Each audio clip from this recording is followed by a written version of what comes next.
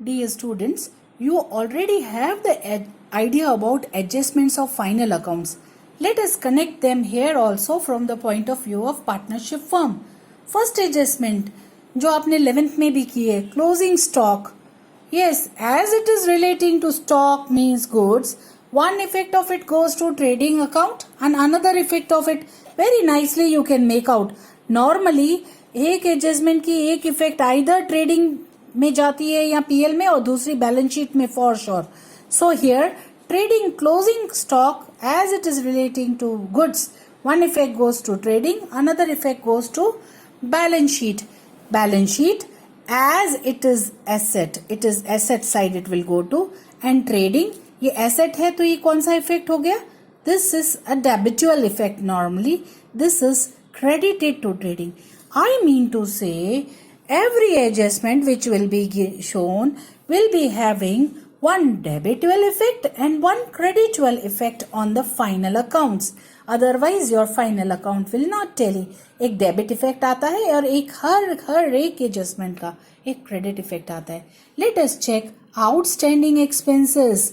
आती है 11th में, इसको भी किया है outstanding expenses. What for business, nature जान लो तो बहुत इजी हो जाता है. इट इज पैसे लेना आउटस्टैंडिंग है, देना बाकी है. बिजनेस की क्या है ये? एक तो लायबिलिटी है.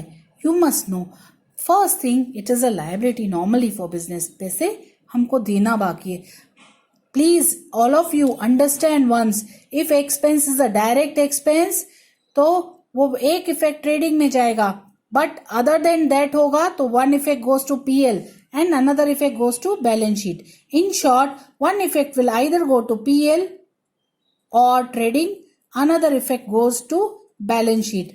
Fixed है क्योंकि liability है. balance sheet में कौन से side? creditual effect, liability side of balance sheet जाएगा. and second effect here debitual effect. normally expense में इसको क्या करते हैं? plus.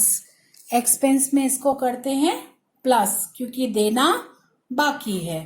और दूसरा बैलेंस शीट में क्रेडिटुअल इफेक्ट, यहां आप बोल सकते हैं we will show on the liability side of balance sheet. Okay, next prepaid expenses. Again nature जानो तो इजी है. प्रीपेड पहले से पे कर दिए, आगे जाके पे नहीं करते हैं. It's effect of business is एसेचुअल effect. Okay, so one effect of it normally goes to normally PL. अगर कोई डायरेक्ट होगा तो ही ट्रेडिंग में जाएगा. Other effect goes to balance sheet. Again please see all of you, one effect will go on the asset side of balance sheet and here PL expense में से करेंगे माइनस. ओके, एक्सपेंस खुद debit है, उसमें से minus किया क्रेडिटुअल effect. Adjustment number 4 इसी का रिवर्स. अब हमने एक्सपेंसेस अंडरस्टैंड की, we are now taking up incomes. Outstanding income means receivable income, पैसा मिलना बाकी है. बिजनेस के लिए क्या होता है? वो asset. For sure one effect balance sheet, another effect goes to PL account और ट्रेडिंग एज द केस में बी. ओके, और पैसे मिलना बाकी है तो इनकम में क्या करते हैं? इसको प्लस. और यहाँ पे ये बिजनेस का एसेट है, डायरेक्टली बैलेंस शीट में एसेट साइड पे पैसे आना बाकी है. प्री रिसीव्ड पहले से मिल गई है, आगे जाके नहीं मिलेगी, ये बिजनेस की लायबिलिटी है. Before and only we have got it is a liability of business. One effect definitely to particular, जो इनकम मिल गई है उसी के साथ पीएल अकाउंट में. Another effect goes to balance sheet, naturally liability side of balance sheet. Here income में से क्या करेंगे? इसको माइनस. ओके, क्योंकि पहले से मिल गई है, इस साल की इनकम वो नहीं है. Please try to understand this very nicely. Then goes depreciation on assets. Depreciate means value of asset goes down. Expense for business it is purely business की ये एक्सपेंस है, एक तरीके की लॉस है या एक्सपेंस है. एसेट की value goes down. One effect PL account दिखाएंगे बिकॉज इट इज एक्सपेंस और loss. Another effect balance sheet में एसेट जो है उस एसेट में से क्या करते हैं? माइनस. पीएल में क्या करेंगे? इसको डेबिट ही करेंगे because it is what X business expense और loss. Keep their nature in mind. एक इफेक्ट आता है, दूसरा इफेक्ट ऑटोमेटिकली आपका सेट हो जाएगा. You will not face difficulty in understanding if you understand the basics of it. Okay, let's continue with adjustment. Normal common adjustment done in 11th standard of bad debts. Okay, bad debts what for business, nature पता होना चाहिए. It is total loss or for business it is. Normally PDBDR की एक साथ होती है. Normally one effect of it goes to PL, other effect goes to balance sheet. Same BDR में भी. Okay, now these are on debtors. So normally PL you show in a format on no. याद हो नहीं हो तो वापस से याद कर देना. on no, bad debts old plus bad debts new plus BDR new minus BDR old. This way it goes in which account? Profit and loss. And in balance sheet only if you check, balance sheet debtors को effect करता है. Minus bad debts which new adjustment minus BDR new adjustment that's there. Okay, so this way we show in effect in PL and balance sheet only. PL में which side? Definitely it will come to debit side. Balance sheet में कहा? Debtors में, directly in debtors balance. Balance of debtors. Same manner, this we have understood about BDBDR. Okay, old means which are given in trial balance. New means which are given in adjustment. Okay, so balance sheet में जो adjustments वाले होते हैं वही दिखाए जाते हैं. आगे बढ़े. Next is DRD. DRD means discount reserve on debtors. DRD also one effect goes to PL, another effect goes to balance sheet. In case of balance sheet, again it affects the debtors. Balance sheet में debtors में से minus bad debts new if any, minus BDR new if any, and then comes the stage minus DRD if any. ये काटने के बाद इसका third stage पे discount reserve का स्पेस आता है. Debtors minus BD new minus BDR new minus DRD new.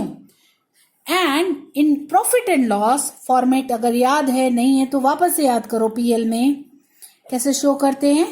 Discount allowed plus discount reserve new. New means adjustment वाला minus discount reserve old. Old means net amount. ये trial balance.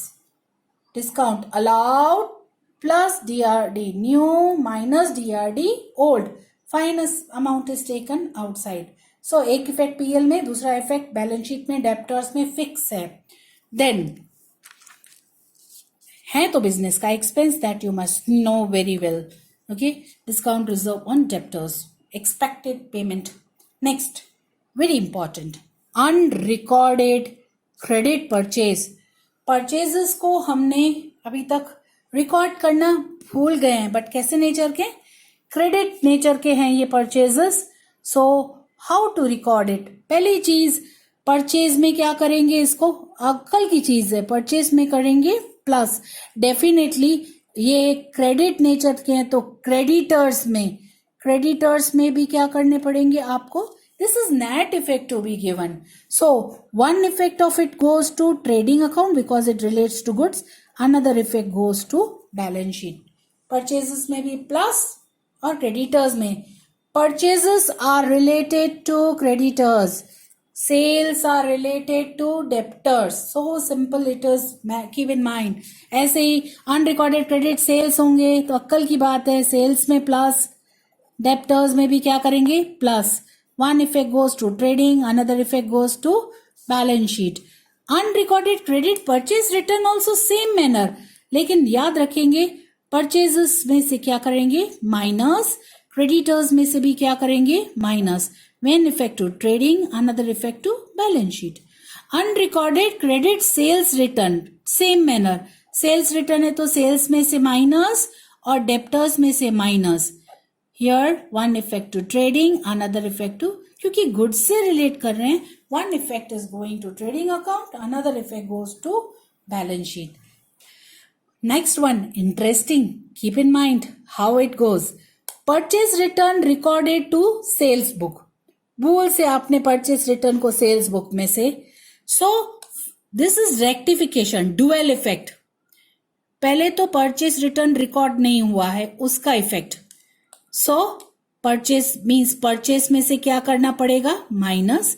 Creditors में से भी क्या करना पड़ेगा? Minus. It is by mistake recorded to sales book. आपने भूल से सेल्स बुक में रिकॉर्ड कर दिया है, तो आप इसमें से सेल्स में से इसको क्या करेंगे? सेल्स और डेप्टर्स पे भी इसका इफेक्ट आएगा. इन दिस केस आपने पर नेचर इसका क्रेडिचुअल नेचर है, तो सेल्स में भूल से अमाउंट प्लस हो गया होगा, सेल्स में से भी करेंगे माइनस, डेप्टर्स में से भी करेंगे minus. Net effect is trading in balance sheet account only, but check it out very nicely. Here purchase return to sales book भूल से चला गया, परचेज में से, क्रेडिटर्स में से माइनस, सेल्स में से और डेप्टर्स में से भी minus. All of you be very careful for all those adjustment. बहुत इजी है, एक ही बार समझ लो अच्छे से. Let us continue. Again nature same है. सेल्स रिटर्न को परचेज बुक में लिख दिया है. सो इफ यू चेक, पहले सेल्स का रिकॉर्ड ठीक करना पड़े हैं, तो वो sales return, they are sales return. So sales में से क्या करना पड़ेगा? एक्चुअली आपको माइनस. डेप्टर्स में से भी क्या करना पड़ेगा? डेप्टर्स में क्या करना पड़ेगा इसको? ओके, ये डेप्टर्स में sales return nature. If you check out, sales में से आपको क्या करना पड़ेगा? रिटर्न है तो माइनस, तो इतना डेप्टर्स को भी अमाउंट कम जाएगा, डेप्टर्स में से भी माइनस. परचेज बुक को चला गया है भूल से, सो डेबिटियल इफेक्ट चला गया, होना नहीं चाहिए था, तो परचेज में से भी क्या करेंगे? माइनस. क्रेडिटर्स में से भी क्या करेंगे? माइनस. ये डायरेक्ट रिलेशन था. अब आप आगे देखो. Credit purchase return recorded to, credit purchase returns are recorded to sales book. These all are of similar nature. इनको समझो. और रेक्टिफिकेशन, आई मीन टू से दोनों बुक्स में करेक्शंस की करने पड़ेंगे. So understand that very well and accordingly do. Please see to it that purchases are having normally debit effect, but purchase return normally has credit effect. Keep this effect in mind. Sales को credit होता है और sales return का effect होता है debit. तो आसानी से आपको पता चल जाएगा. Sales return is recorded to purchase book. Sales return खुद कौन सी effect का है? Debit.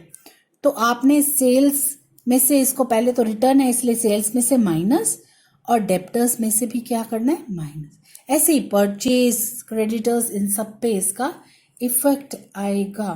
Okay, let us now go to, बहुत ज़्यादा आपको जैसे एडजस्टमेंट आएगी we will keep on doing. Let me take up some partners related जो हम पहले से कर चुके हैं. You must know about these adjustments also. So interest on capital पता है आपको, पार्टनर का है तो कहाँ जाएगा? Appro. One effect to PL appro. जो भी पार्टनर का होगा उसका एक इफेक्ट पीएल एप्रो, दूसरा partners capital account. Okay, interest on drawing also same. One effect to appro, another effect to partners capital account. Salary of partner also one effect to appro, another effect to partners capital account. Even interest on credit balance of current account or debit balance of cap, one effect to appropriation account, PL appropriation account, another effect to partners capital. I hope you understand कि जितने भी transaction partner firm के साथ करेगा उसका एक effect appropriation में जाएगा, दूसरा इफेक्ट पार्टनर्स कैपिटल में जाएगा. Okay, let us see, in addition to this some more adjustments also are there. Let us take one or two more, like outstanding interest on partner's loan. Partner loan, very important, is treated as a normal loan. जैसे normal loan होता है ना, ऐसे ही treat करना है. If it any interest is this, it is there, it is shown to profit and loss account and second effect of or loan is a and balance sheet. Even partner's loan as a liability is shown in the balance sheet like any other loan is shown. Please be very careful. ये unique transaction है partner का, which does not affect partner's capital and appro as per matching concept. Like normal liability loan, partner's loan is also recorded on balance sheet and any interest of it is recorded to PL. So any outstanding amount of partner's loan is there. One effect of it goes to profit and loss account, financial expense. Another effect of it goes to balance sheet as it is a liability. Okay. एक और idea होनी चाहिए. कुछ amount transfer हो रहा है, general reserve, depreciation fund, in short कोई भी प्रॉफिट का अमाउंट ट्रांसफर हो रहा है. In that case, one effect goes to PL appropriation account, another effect goes to reserves and surpluses in balance sheet.